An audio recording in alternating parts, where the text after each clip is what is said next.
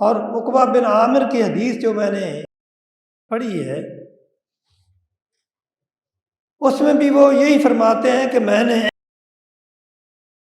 رسول اللہ صلی اللہ علیہ وسلم سے پوچھا کہ اے اللہ کے رسول آپ مجھے بتائیں کہ نجات کس چیز میں ہے؟ تو آپ نے فرمایا املک علیک لسانک، اپنی زبان کو کنٹرول میں رکھو، والیسع کا بیتوں کا، اور اپنے کام کاج سے فارغ ہو کے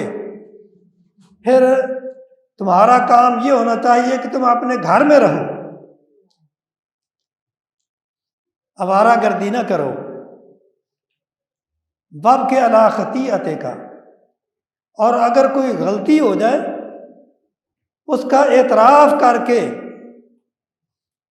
اس پہ ندامت کرو، اس پہ نادم ہو جاؤ۔ تو یہ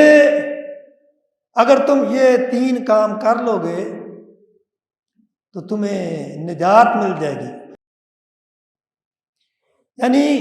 اپنی غلطی کا اعتراف کرنا اور پھر اس پہ نادم ہونا، یہ بھی بہت بڑا عمل ہے۔ جبکہ ہمارے معاشرے میں ایک آدمی غلطی کرتا ہے پھر اس غلطی پہ بڑی ڈٹائی کے ساتھ قائم رہتا ہے، اپنی غلطی کا اعتراف کرنے کے لیے تیار نہیں ہوتا، جبکہ یہ بہت برا عمل ہے۔ انسان سے غلطی ہوتی ہیں لیکن اپنی غلطی پہ نادم ہونا، غلطی کا اعتراف کرنا، یہ ایک بہترین صفت ہے، اور یہی وہ چیز ہے جو انسان کو بہت اونچا لے جاتی ہے۔